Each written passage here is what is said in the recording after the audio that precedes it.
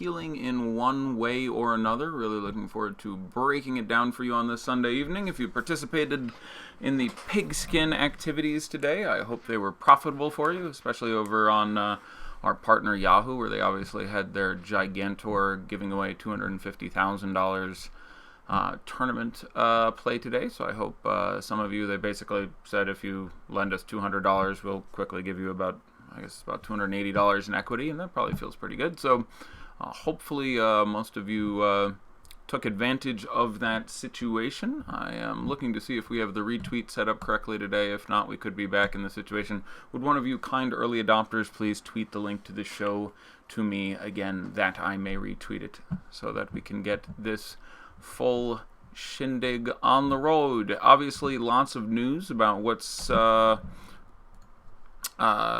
on in Toronto, meaning, again, basically all four games have some degree of appeal. Toronto and Denver, first of all, just a compelling basketball game, assuming everybody was playing, but that is far from the case. But this is first place in the East versus first place in the West. Certainly not what I projected to be first place in the East and first place at the West at this point. But the Raptors obviously going to be missing. Let's see. Van Vliet is doubtful, but no Valanciunas, no Norman Powell, and most relevantly, no Lowry and no Pascal Siakam. So I'm going to give another minute or two to vamp on things as we get some people in here. Retweet this link here that someone was just kind enough to send to me to get this show on the road, so to speak. And let's lower some volume a little bit so I do not bother you all the time with my notification pings.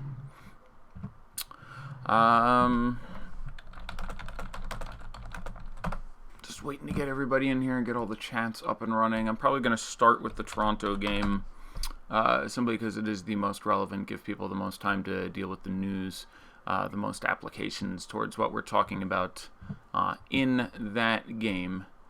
And yeah, we should see what we have going. I apologize if you are watching. Apparently some people are on Periscope. There's apparently a problem with the YouTube, so please stand by just a minute or so I can make sure this is that we're in the right room, so to speak. I think we may be in the wrong room or some such. I have been placed into the wrong room. So there are people waiting for the show, and I am, I believe, going right now to the in the room. Football room. Yeah. So there are people waiting. So they jacked this up a little bit, but that's okay. And I am, I believe, going right now. Copy the link and send it out myself. In the football let's room. Do this. Yeah, so no problem. Taking care of it. And I will let everyone know waiting there. Apologies for the...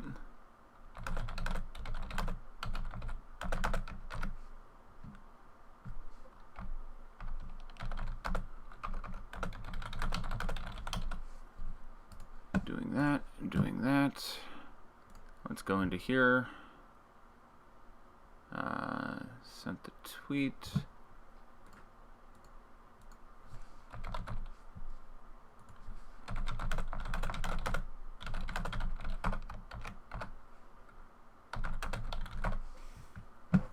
Okay. And hopefully people will come along. So I will take a minute or two. Those of you who are on Periscope, you're in the right place. Josh, who sort of sets up and arranges our YouTube stuff, stuck me in the, or I don't know if he did necessarily anything wrong, but I followed the standard procedure and I ended up in the a room with a football tag on it. So I've just linked that in the other room, and hopefully everybody shows up here in a minute. And again, we will start with the Toronto game and go from the news from there. Just trying to get everybody together in the right place. Okay, did that, tweeted that. All right. How are we doing now? Still not nearly as many people in this room as waiting for me in the basketball room. Okay. I'll try this one more time and then...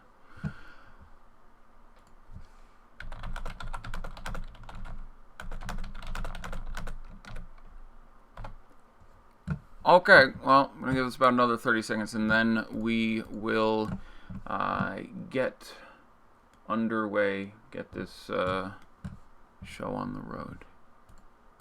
Going through my notes and everything. So, so we will have easing into it now. Obviously, no Gary Harris, no Will Barton, no Paul Millsap for the Nuggets. So both teams missing several of their starters. We will have no Kyle Lowry, no Pascal Siakam for the Toronto Raptors. So between the two teams, exactly 5 of their traditional 10 starters will be represented in this game, with additional key bench players like, say, Jonas Valanciunas absent for this contest. I'm sorry for the waiting bits there, but there's going to be a million questions about this, and if we end up with a total of 500 people and 200 of them miss this game, it'll be pretty aggravating, so I figured we had to just sort of wait for people to populate, but enough waiting, let's get into it, and I'll come back to it later if I have to. The best play in this game is Delon Wright. There was a while even last year that with Kyle Lowry out, Delon Wright was actually starting over Fred VanVleet. Now they've inverted that the last few times they're going around, but even if Fred VanVleet randomly suits up for this game, which again should be incredibly unlikely, should be about a 1 in 10 chance because he is technically doubtful, although maybe he tries to push it because obviously they're minus a couple guys. Delon Wright is a comparable fantasy basketball player and is in a situation where he's going to play 36 minutes and he's $100 or $200 over the minimum on the 2 main sites. That's very good chalk.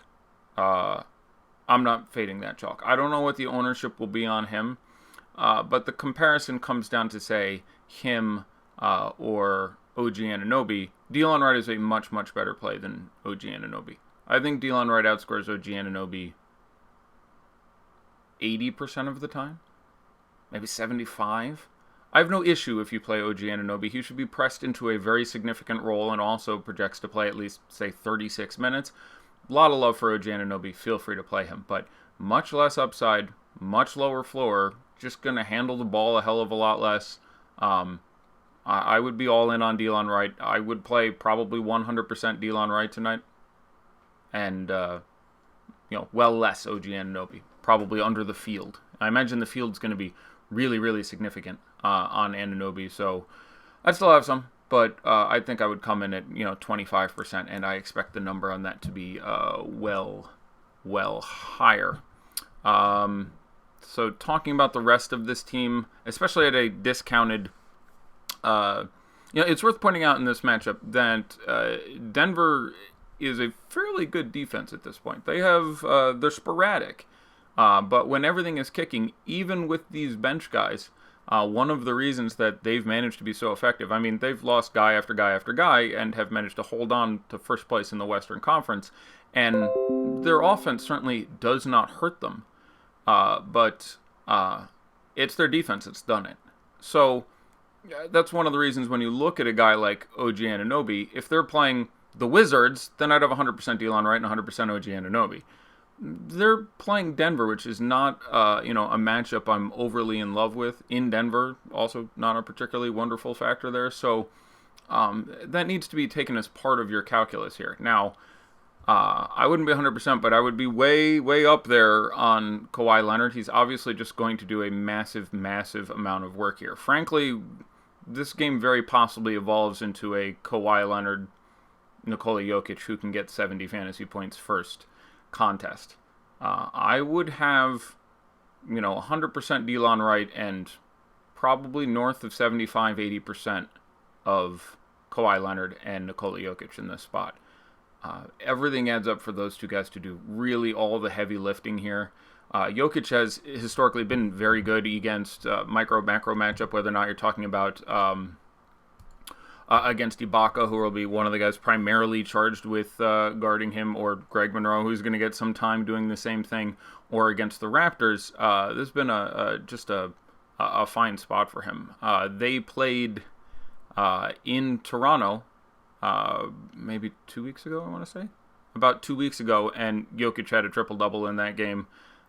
He had a triple-double against them once again a couple of years ago. In one game last year, he missed a triple-double because he had only 8 points. Like, it's just an incredible spot for Nikola Jokic. I expect the ownership to be lower than it should be because Guy is going a lot of other places. We'll see how that goes. I'm actually going to see if we have updated NBA ownership projections. But Kawhi is going to bounce super high. The value guys are going to bounce super high. But other guys are lower. Like right now, looking at our projections, we have Julius Randle as the second highest owned play at 45% and Nikola Jokic at 29%. I am vastly more excited about playing Nikola Jokic than I am about playing Julius Randle. Julius Randle's a fine play. We'll get there in a second. Yeah. So Danny Green is obviously boosted. Everyone is boosted when half your team is missing, but he will take less advantage of this situation than the other players on this team. He is not a guy who's going to go out and get X 100 buckets all by himself. So, where to go from here? Let's, let me update that, get a news drop, retweet this, just in case. Apologies, just trying to, unfortunately we had that, a bit of a kerfuffle there getting started, and I'm trying to avoid it's being a little slower, but it'll stop me from having to go back. So back to the Raptors. The Raptors, I don't think they've announced yet, but they will start Delon Wright, Danny Green, OG Anunoby, Kawhi Leonard, and Serge Ibaka. Of those guys, I am most excited to get my hands on, probably in order, Leonard, Wright, Ibaka. I have no issue with you playing any amount of Danny Green or OG Anunoby. They are advantaged. They are both priced very well for what you can expect out of them here, but they are both guys who are looking at lower ceilings and less safe floors than the other three guys we just talked about. That's going to leave them with a bench of Malachi Richardson, Lorenzo Brown, Greg Monroe, and Chris Buescher. Jordan Lloyd is, I believe, not with the team. If anyone can confirm that for me, otherwise I will take 30 seconds in a minute and see if he's down the 409. But I believe he is not with the team, so I do believe they will dress 9 people in this game. Let me talk about those 4 bench guys real quick. Between Lorenzo Brown and Malachi Richardson, I slightly prefer Lorenzo Brown. Now, I like him less points per dollar than all the other starters. Each one more is in. Mirotic is out. Miro out, thank you very much. So let's talk about Greg Monroe. Greg Monroe will almost certainly see time, and I like Greg Monroe quite a bit, and his ownership will have fallen because he was bad in the last game, and people will assume that is representative of something, and his ownership, which today should be higher than it is, will end up being, in my opinion, pretty low. I think you will end up I'm going to check our ownership projections, but I think you end up around 15% Greg Monroe, and I would like to have a little more of that, though obviously there's a lot of value here. But I'm much more excited about playing Greg Monroe than, say, OG Anunoby for the ceiling. So Greg Monroe went into the last game and was incredibly non-productive, and as I explained on the wrap-up Periscope later that night, that was the first time in his last 10 appearances or so that Greg Monroe hadn't scored at least a fantasy point a minute or more. And that's a reasonable amount to project for him. Maybe 1.1, 1.2 fantasy points per minute. But he also carries a much bigger ceiling in a couple ways. One, he sometimes just goes off. He can do a quasi-Boban-esque imitation and end up throwing up 12 points, 8 rebounds, and a block in 11 minutes. Has done it several times off the bench, Summer League, regular season, a couple different teams. Can just be a really, really big offensive player. Secondly, you get a couple fouls on Serge Ibaka, or God forbid he pulls a hip pointer, you can be looking at a 50 fantasy point game out of Greg Monroe. For cash, he's probably your 6th or 7th best value guy tonight, but he does carry with him a massive, massive ceiling. So I certainly would not play him over Delon Wright as an immediate comparison, but I would say there's a 95% chance he plays. Small chance he doesn't. I would say there's a 85% chance he plays at least 12 minutes. And if he plays 12 minutes, I project him for 14, 15 fantasy points. I would put his minutes projection right now at about 16. I would put his fantasy point projection at about 19. That does not make him a windmill slam, but there is a ceiling that can be achieved any number of ways. After him on the bench, actually, my next favorite guy would probably be Chris Buescher, and this is, he might not play. There is a chance, now I expect him to, I'd go 75-25, he sees the court, and he's a very good fantasy basketball player. He actually set the Raptors G League affiliate scoring record about a week ago, putting up 47 points in a game. He's really quite good. He's got some defensive issues. He's not refined, certainly, as many guys in their first couple of years in the league are. But I like him quite a bit. In tournaments, he'd be my next guy in there. He's the guy I would have some exposure to in 150. I probably just let Lorenzo Brown and Malachi Richardson go most of the time. If I'm building 150, you're talking about guys I would have in lineups, I would have 150 Delon Wright, about 100 Kawhi Leonard, about 90 or 100 Serge Ibaka, 35 Danny Green, 25-30 OG Anunoby,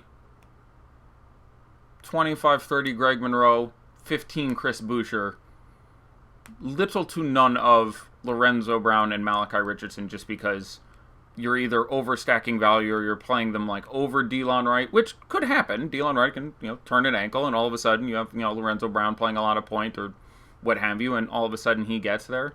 I will slightly prefer Brown over Richardson if you're just looking for one at random, but I will slightly prefer Buescher over both. All right, so I'm going to stop there for now talking about the Raptors. I think that was a pretty good run-through. Let's go ahead and talk about the Nugs for a minute here, big Nugs.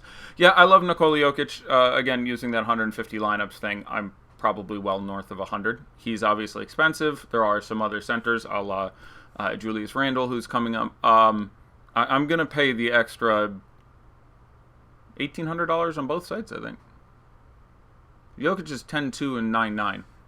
I think Julius is 8-4 and 8-1. Actually, no, Julius is more on FanDuel. I will simply look it up as opposed to wasting time guessing. But I would spend the extra money in a single lineup and play Nikola Jokic. There's no such thing as a sure thing in the NBA, but this is about as good of a spot as you're going to get for Jokic in a matchup I like, in a micro matchup I like, with half the team missing.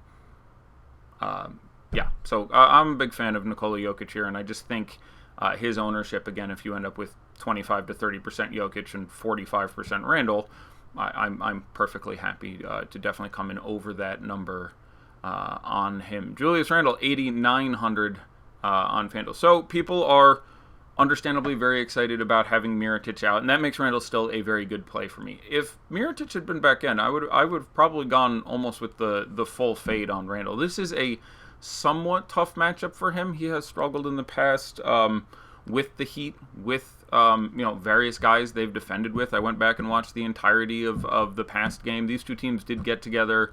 I think they were about 3 weeks ago. Don't have it up in front of me, but they had a matchup, and Anthony Davis had an exceptional game. So talking about Anthony Davis for a second, the likelihood is that you will see reduced minutes out of Hassan Whiteside. Now, that is not necessarily the case, and it is worth pointing out. I'll find it. Hassan Whiteside has generally done very well against Anthony Davis, given enough time. In that past game they played, let's see, it was November 30th, so 2.5 weeks ago. He had 12 points, 8 rebounds, 3 assists, a steal, and a block in 20 minutes. That is a very good. That's, over 30 fantasy points in 20 minutes. That's a good line. Last time he started against him, he had 19, 16, an assist, a steal, and a block. Game before that, 20 and 17, a steal, and 2 blocks. Game before that, 10 and 18. 10, 18, 2 and 2. Game before that, 8, 17, and 4 blocks. Game before that, 11, 16, and 5 blocks. And that's actually every game of his career that they've started against each other.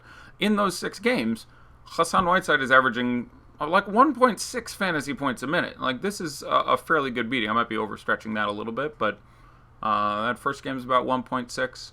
That second game was 33 minutes, so it's about 1.3. That third game's about 1.5. That fourth game back, I will reduce my average. It's somewhere between 1.4 and 1.5 fantasy points per minute in games with Anthony Davis in which they started against each other. I haven't had time to amortize it down to time on the court against each other. Though in most of those games, they were both playing 30x minutes for at least the last 4 of those 6 games. So, again, they played a few weeks ago. Hassan Whiteside, obviously someone we're always worried about their minutes. Saw fewer minutes. That is very possibly an artifact of this being a far faster Pelicans team than some of these other ones we are talking about going back in time. But just this past February, he played 33 minutes against them, and again had a very adequate 19 and 16 line with some peripherals. So they played 2.5 weeks ago. They split the center minutes purely between Adebayo and Hassan Whiteside, and Adebayo played 28 and Hassan played 20. So Dennis Smith Jr. out. I think that says JJ Dennis Smith Jr. out. So both of them are out. Brunsonville, as long as you have Delon Wright, you have my permission to play Jalen Brunson. That's not a bad matchup either, so that's probably not as much of a... Let me go check some prices on J-Bro with all the other point guards absent. And now I like Luka Doncic a fair bit more. So we will move on off this game in a second, but let me finish talking about... somehow I guess I'm doing them in reverse chronological order tonight, because that happens. So, let's go. Tim Frazier is fine, although he's a little bit cashy. Obviously, the DraftKings price at $4,700 is superior to the FanDuel price at $5,800, but just carries with him a very nice floor because of the assists. Not a massive ceiling, so ends up being a bit more of a cashy play, but especially with the DK price, I don't have a problem if he shows up in your lineup. Drew Holiday's price on DK has descended enough that he makes sense, even a little bit in cash, but certainly in tournaments. Each one more is in, so I don't really want Solomon Hill, although they can always use his defense, but his ceiling is clearly muted, and in a world with the other value going on tonight, it doesn't seem right. Anthony Davis, if you can afford him, the ownership should be pretty advantageous, because you're going to have lots of LeBron, lots of Jokic, lots of Kawhi Leonard, and Anthony Davis costs more than all of them. So the ownership should be pretty sweet. And again, you can get a super ceiling game out of him here. He had, I believe, 65 when they met 2.5 weeks ago, but one of the 2 games they played last year, he had 90 something. So, it is not one of those spots where it's like, yeah, I just don't think the ceiling is there. Yeah, that could happen. So I'm fine with it. Points per dollar, I like him less than all 3 of those other studs. I like Jokic more, I like LeBron more, I like Kawhi more. Either side at their prices. But how is Delon Wright defense? What is your Monty Morris take? Yeah, I got off the Nuggets before I got to talk about him. I love Monty Morris. Monty Morris is still just way, way too cheap on DK, where he is, I think, 4,500 or something. Most times I want to build a lineup over there, you can just run this amazing too cheap super team of Lonzo, Delon, Kawhi, Monty Morris, Jokic, Greg Monroe, and just, run out some monsters. Feel free to get some Ibaka in your life if you want. I mean, like, there's you can build some really strong teams on DK just because of some of the underpricings of some of these guys. But yeah, Monty Morris at $4,500 on DK is not quite as good as $3,200 Delon Wright, who I probably would have Delon Wright projected right now for 37 minutes and 30 or 30 and a half fantasy points. I think he would land somewhere in there. And that's good for $3,200. It'll be hard for him to screw this up. Certainly not impossible. But yeah, I apologize for truncating my Nuggets takes there. So, Monty Moore, and thanks for bringing it up whenever I skip a team or a guy. You save us all time by pointing it out to me. So sorry, to go through my stuff there.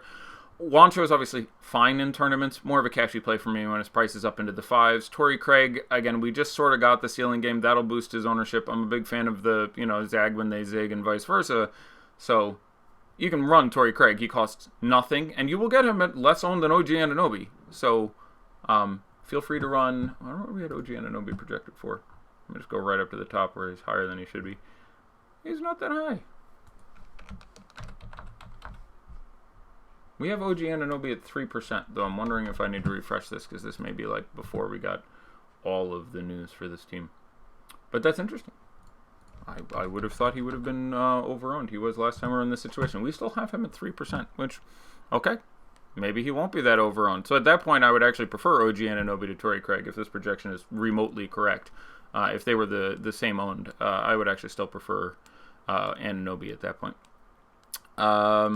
Mason Plumlee is fine. Obviously, the price has gone bonkers on FanDuel. DK 4,800 makes sense. Trey Lyles, has gotten 30 minutes the last couple games on average. Some starting, some coming off the bench, and is producing the same amount he was when he was getting 18 or 20 minutes. His price is up a bit, though he's 200 less on DK and 1,200 less on FanDuel. I would run Trey Lyles in a tournament before I ran Mason Plumlee. Best stud on DK cash, Kawhi at 9K. Hard to get away from Kawhi at 9K with half the team missing. So cash is easily Kawhi. Tournament is a more complicated question. Cash, Kawhi is your best cash stud. I feel pretty good about that. All right, now bouncing back to my second game, which is their third game. Keeping up? Okay, good. So yeah, I think we talked through the Pellies fairly well there. Yeah, I'll move on. The Heat. So Dragic is out again. Who has the best pace game? I don't even know what that means. Tyler Johnson, probable. Dragic not playing. Dwayne Wade, questionable. Best guy in this game is probably Josh Richardson. Obviously a very nice pace-up spot. Put up 30 within a couple points in that game 2.5 weeks ago. And shot like 8 for 24 from the field when Dragic was also out. He has a giant ceiling. You can get 50 out of Josh Richardson here. He won't be owned high enough, although he did have a monster in that last game, but all the other must-value plays and forward plays and Kawhi and LeBron and all the other guys out there are going to keep his ownership to a pretty tolerable level, and he's very safe for cash and has a monster upside against the Pellies, sans Dragic. So Josh Richardson, my favorite guy on this team.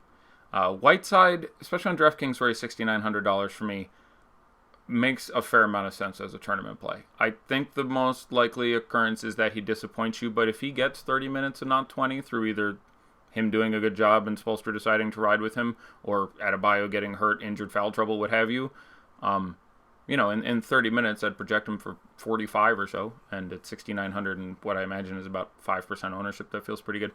I don't think there's any reason to wade, although I will point out if we get news he's playing, he's only 4,800 on FanDuel and in a really nice pace-up spot. Again, one of your shooting guards should be Delon, right? But would I go Delon or Craig in a GPP?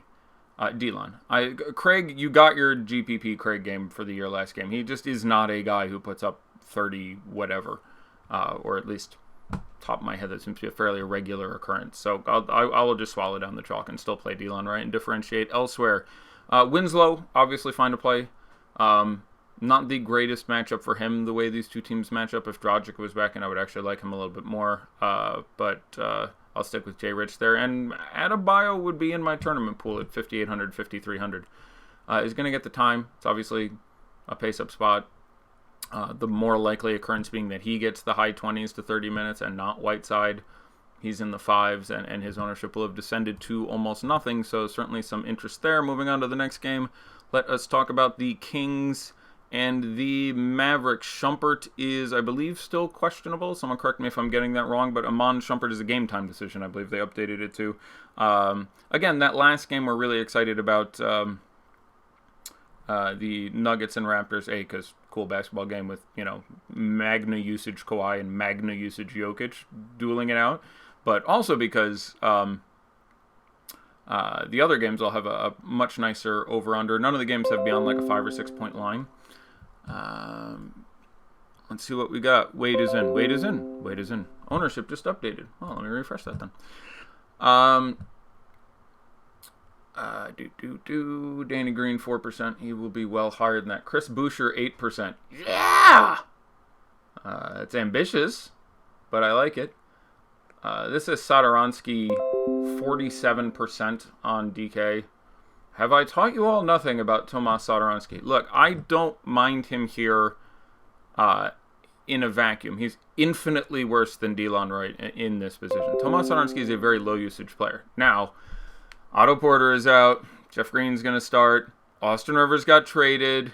So I think you can make a reasonable argument here that Sato does a little more ball handling, and that does increase his projection for me, and especially at the DK price of $3,800, I think is a very, very good play.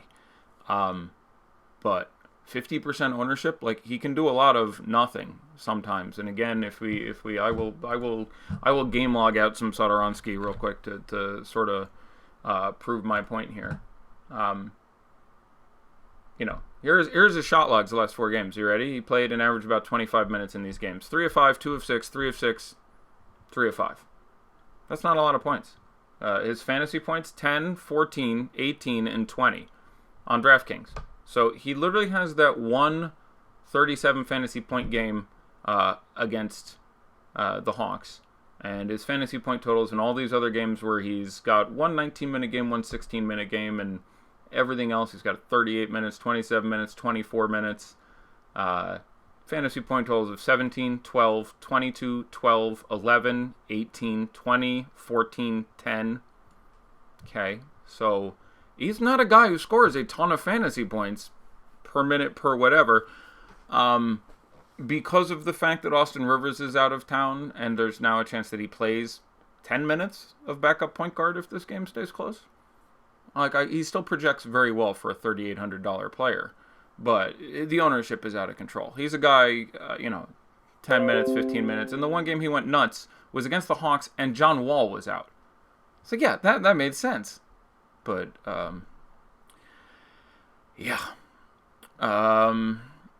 is Chris Buescher starting? I doubt it. I'm pretty sure the starting lineup is the one I said before. It's going to be Delon, Danny, OG, Kawhi, and Ibaka. I would be shocked if Buescher started. Maybe, but that would be very, very surprising for me, put mildly.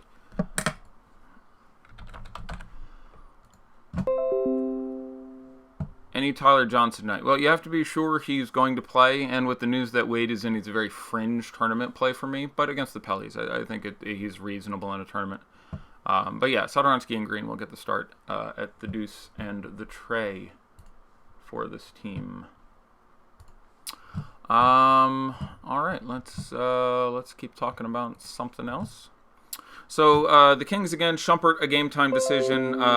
Bagley out and out for a couple weeks here. Tomas or Brunson for cash. That's close. Probably neither of them. I prefer Wright. I prefer Anunoby. Satoransky for cash, but because he should get back up into the high 20s in minutes now. So Sato for cash between those two guys. So yeah, we like De'Aaron Fox a lot. He's a little bit underpriced on FanDuel, where he's down to 7,500. That play makes a fair bit of sense to me. This game, obviously, again, is going to have a lot of pace. He's going to get plenty of Brunson, which is helpful. He's not very good defensively yet, to my eye. So in sort of a spend-up spot here, if he works into your lineup, he makes an interesting pivot on FanDuel. In one tournament lineup, I'm probably playing De'Aaron Fox over Lonzo Ball. And I like Lonzo a lot in this spot, but I'll spend $600 and get guys I project very similarly, and I think you get De'Aaron Fox at well lower ownership. Yeah, so the rest of this team, without Bagley, they haven't given as many minutes to Bielitsa as we would have liked to have seen. They're giving more to like Justin Jackson, who, especially with all the other great value, don't play Justin Jackson, but Bielitsa is still hovering up and down in the 20s, still in play in tournaments. That's fine. But not the best matchup for him. Other places I would rather go. In 150 lineups, I have 5, but certainly not where I'm getting. Can we get rankings updated? My rankings were updated, I believe, almost an hour ago. I don't know about, you tagged Osimo as well. I don't know if Osimo's rankings. Or you're asking me if I can't update my rankings in the midst of a solo show. It's tricky in a multiple person show, but not much has changed since I inputted my rankings just before the show went on the air. So anyhow, the potential absence of Shumpert makes Hield and Bogdanovic and Bielitsa slightly better plays. So you want to have Shumpert out and have his minutes flow to those other guys. In the past, when Shumpert is missed, that's what occurred. So I don't mind Hield, Bielitsa, or Bogdanovic. I prefer Bogdanovic to Hield to Bielitsa right now. But with Shumpert out, they all go from being very good tournament plays in a fast game to really, really solid tournament plays. And I definitely want to get some minutes trickle all the way to Fox and Cauley Stein when you miss Shumpert too. They do not heavily utilize their bench. And they just run a little smaller or a little bigger as needed. Dennis Smith Jr. Will be out for the Mavs, as alluded to in a chat a little while ago. J.J. Barea will also be out. That should give you a very decent pile of time for Jalen Brunson. The guy I like the most in this news is Luka Doncic. We have seen Jalen Brunson be disappointing. His useful fantasy games came on the back of unsustainable shooting. He had back-to-back 7 of 9 shooting games. So he's fine. I would prefer Satoransky and Cash, as I mentioned. It's obviously a short 4-game slate, so I'm not going to object to anyone having Jalen Brunson at what I'm sure is a reduced price. I don't even have it in my notes because I didn't think both of those guys would be out. $3,900 on DK and on FanDuel somehow.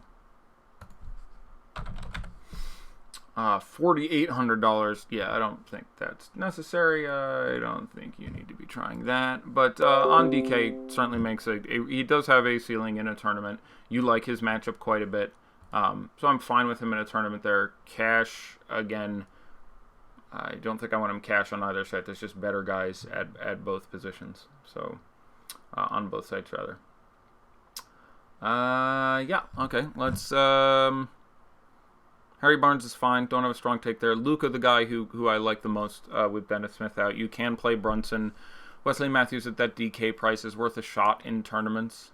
And DeAndre Jordan, I slightly prefer in cash to Willie Cauley-Stein. In tournaments, I would slightly prefer to play Willie Cauley-Stein, but a slight upgrade for both of them for me when they play against each other. So I do like that spot for both of those fine men. If you're looking for a mid-priced center, I would slightly go DeAndre Cash and slightly go Willie Cauley-Stein in tournaments, though neither is unreasonable in the other capacity. Briefly touching on the final game, which is the first game, which is the Lakers visiting the Wizards. I've often alluded to the fact that the people playing the Wizards have been under-owned most of the year. The Wizards just not as renowned for being a shitty matchup as, say, the Hawks or the Bulls or... Phoenix, but they give up just about as much extra fantasy points, and they're worst in the league rebounding, or worst couple in the league in rebounding. So Fox has more ownership than Zoe according to the projections on FanDuel. Does that interest you? I'm surprised by it, but generally when it comes to ownership, I will defer to the man upstairs, and that would obviously change my opinion. If I'm getting on DraftKings, it's almost 2-1, but I hadn't actually clicked over to FanDuel yet, and I will presume you're correct. So, yes, absolutely, if you think... Yeah, we have De'Aaron Fox currently at 33 on FanDuel and Lonzo at 69. That's actually his price, but nice. His ownership at about 23. So, yeah, a 10% difference. If they're even equal... I would have them projected pretty similarly points per dollar. So I'm very ambivalent on the situation, I guess, is where I would come out on it. I think it's closer than that, and we'll know at lock. We'll do a brief daddy like, and we'll know, because that is the early game for at least Lonzo. We have Lonzo at 23. I think that comes in higher. I think he ends up closer at 28 or 30. But yeah, I will revise my statement to say I like Lonzo, I like De'Aaron Fox, whichever fits in your lineup better. Go with God. Blessing on your house, young man. A mighty blessing. LeBron is great. Good against the Wizards. Good against the micro. Good against the macro. He's on a back-to-back, which is mildly concerning. There's a chance they absolutely beat the shit out of them. So, but again, not a big line in this game, 2 or 3 points. So, hard not to really like LeBron. They will struggle to defend him with their current personnel. Of the teams on the late slate, only the Kings play again tomorrow. Yeah, Lakers are the only team on the Knicks and 76ers who played earlier in the day also play tomorrow. But of the teams on the main slate, late slate, the Kings are the only team on the front end of a back-to-back. The Lakers are the only team on the back end of a back-to-back. I like playing Kuzma more in tournaments today than I have for quite some time.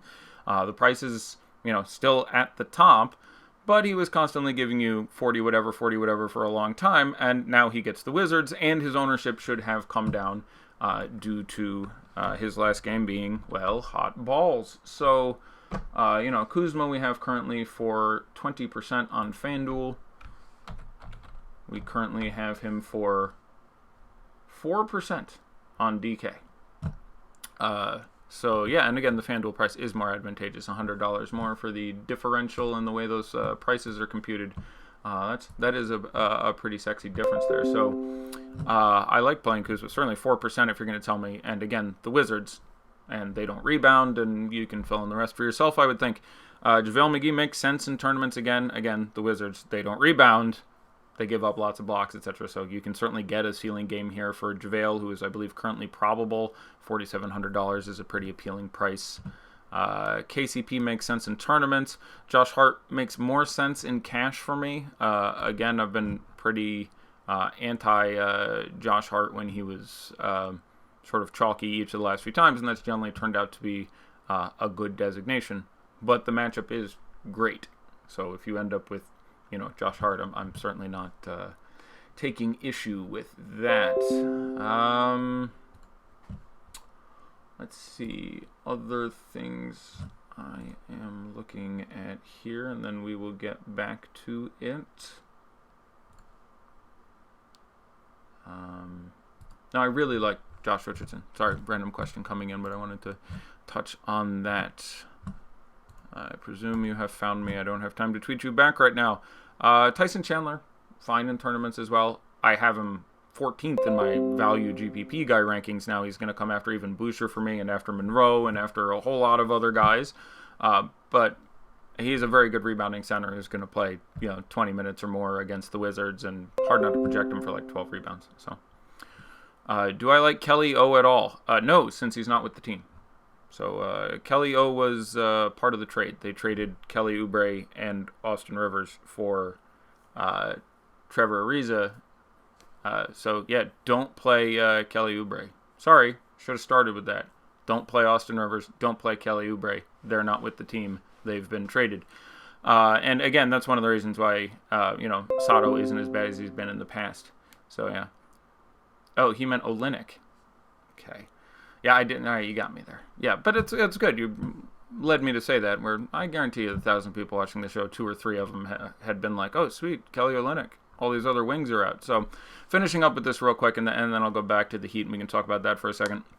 Sato certainly makes some sense at this point. I prefer Beal to Wall at their prices, though it's pretty close on DK. I still slightly prefer Beal at 8,200 to Wall at 9,200 against the Lakers. But on FanDuel, it's 8,300 versus 99, I think. So it's $1,600 differential. So FanDuel, yeah, I like Beal much more. DK, they're very close. And I like them both here. What's going to be nominal ownership for the upside they each possess. Again, Thomas Bryant, you'd have to be way down the value list here. Jeff Green will get the start. That price has obviously come up. A fine matchup for him, but, somewhat chalky Jeff Green, certainly something to move away from.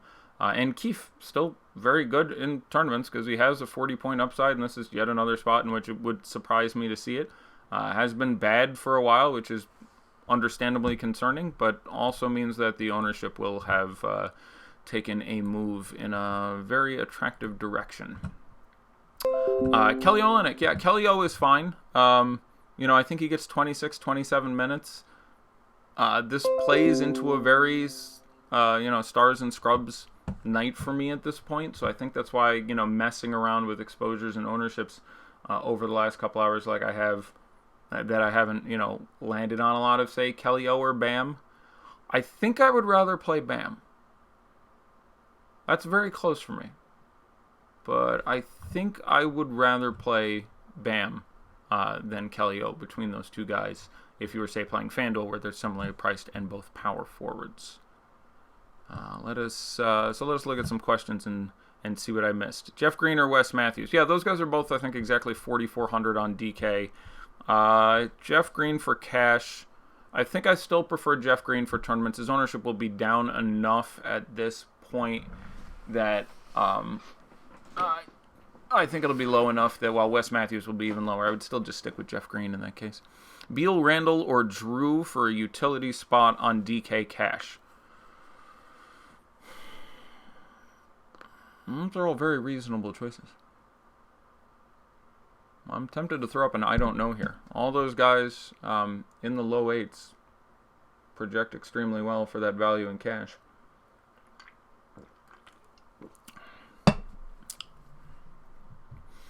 I will take Beal. but that is very close for me. But I will take Beal. Not the best spot for Randall, but having Mirotic out makes it work. He was legit bad in that last game against the Heat, and they have a couple guys who can handle him fairly well. But having Miro out just sort of overrules all that and just guarantees extra minutes usage, yada, yada, yada, etc. Am I okay with Tim Frazier and DK single entry? Yeah, that works for me. That's a spot. I mean, he just always pulls up a few. When they played last time, he played only 24 minutes, and I expect more out of him here. Had only 6 points, but 6 rebounds, 9 assists, 27 fantasy points. He took 2 shots in that game. All of those numbers are going to come up, so I'm fine with Tim Frazier. What will be an incredibly nominal ownership. Almost certainly won't hurt you too bad. The upside feels a little bit limited, but I'm just fine with it. Kawhi, Jokic, Doncic, Wall, and a bunch of value, right? Kawhi, Jokic, Doncic. I don't have a problem with Wall and a bunch of value, but those other 3 I'm a little more excited about. Kawhi, Jokic, Doncic, Beal, and a bunch of value I'd like a little more and make sure value choice is a little less restrictive. Kawhi, Jokic, LeBron makes a lot of sense. But yeah, Ibaka, J-Rich, DK Cash already have 2 Raptors. Someone asked before, can you play OG Anunoby and Delon Wright together? They have nothing to do with each other at that point. When guys cost 3x, it doesn't matter. You could play 7 of them. If somehow there was a team where they all cost $3,300 and we're all going to play an average of 28 minutes, you could play all 7 of them.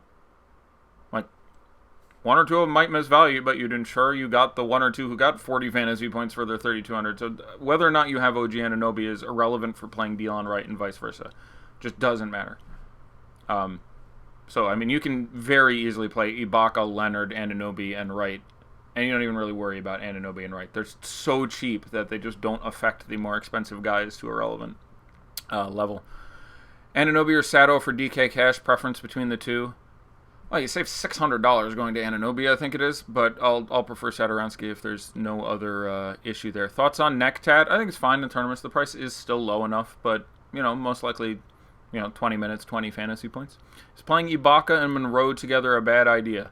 No, for the same reason. A, it's a small slate. So all the rules you have to start to abandon as slates get smaller and smaller. Obviously, the largest example of that is, single game slates.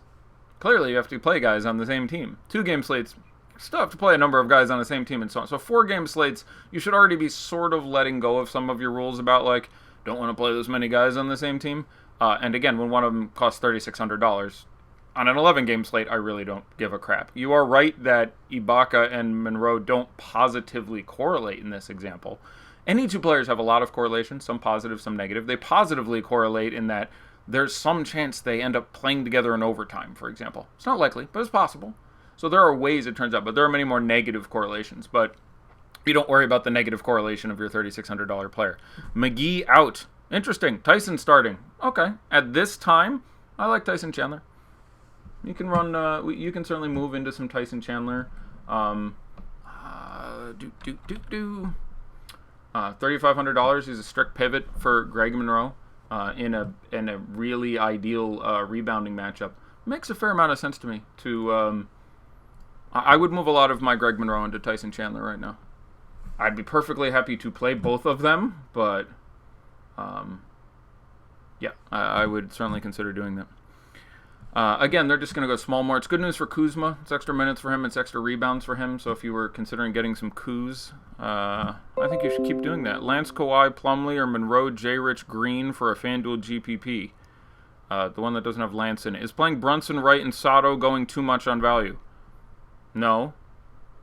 One might argue it could be the wrong value, but no, playing 3 value guys is not an issue. The guy who won the big lineup, the big tournament yesterday or the day before, was yesterday, had my guy Archie Diacono, who I'm 100% on this year, and his lineup that won the $100,000 yesterday or whatever was 4 guys at 4K or less, Lonzo at 6, and 3 studs.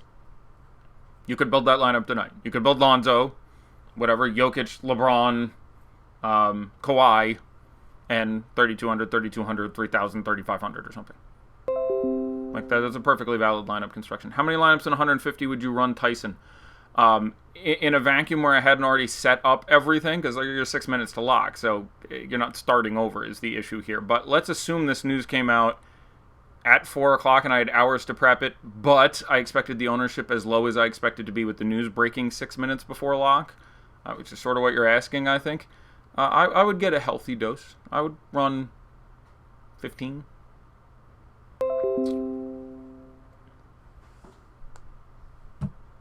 No, I'm not playing Dorian Finney-Smith. He is not in my top 20 value plays tonight, I would not expect. I have a big aversion to running Dorian Finney-Smith, and yeah, he's no, don't do that. All right, still checking news, looking for some more questions.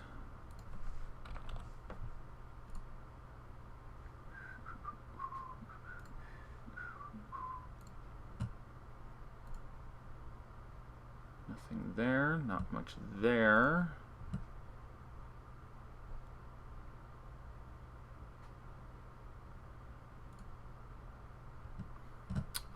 As far as just raw points, Monroe or Tyson Chandler, yeah, that's very close for me. Tyson Chandler is a much better cash play. Greg Monroe has a much higher ceiling. So in tournaments, although you're going to have lower ownership on Tyson Chandler at this point. Now, let me see what our newest value power forward for cash on FanDuel.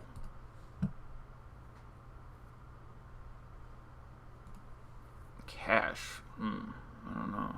I think you have Buescher there, but that is not cashy because I can't be 100% sure he touches the court. James Johnson.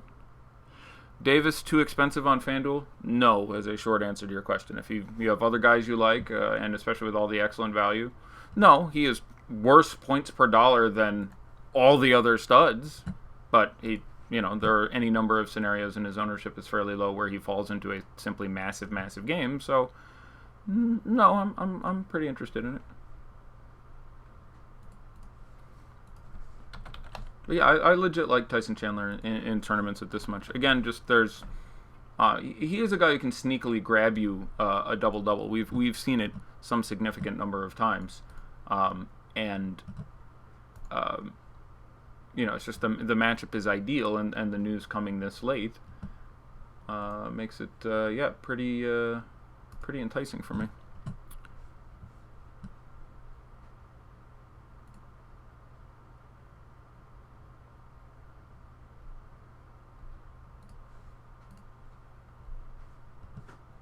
Chandler starting still sucks. I don't know what that means. You're going Davis and LeBron on FanDuel? Yeah, it's a very unique lineup construction. I think it could be fantastic. I would have no concern whatsoever about doing that. I think we're cleared up. Take a couple of YouTube questions real quick with a minute or so to go. Fade or start Jeff Green? I'm more inclined to fade with the other value available. Green or Bielitsa? I'm more inclined to play Bielitsa in a tournament at much lower ownership. No McGree and Wizards wanting to go small bumps KCP the most, really? Yeah, KCP should pick up some extra time there. It boosts LeBron probably a minute or two in my projections, Kuzma a minute or two. KCB gets more time in there next to the other smalls, 3 or 4, so that is point well taken. OG or CJ Miles, FanDuel GPP. CJ Miles isn't playing, so I'll go with OG Anunoby. I think Miles is out. I should confirm that, but that was the impression I got not that long ago. Your value plays are in the first game. Well, that'll make it, that's going to be a more unique construction, but I don't think that's inherently wrong. I think there's enough upside that comes with that. Going back to the premium chat because I hear the tones. This is an upgrade for Keefe. I don't know what referring to this is here. With Chandler starting, yes, I would say that is an update from Markieff. Monty Morris or Sato in a DK GPP. Monty Morris, not close for me. Tyson, Braun, Murray, Green, Wall, Luka. Tyson, Braun, Murray for me. Didn't talk enough about Jamal Murray. Not necessarily going to absolutely smash, but FanDuel, the price is a bit too high, and DK, the price is a bit too low. So I would certainly have some interest in some exposure to that good man and Thura.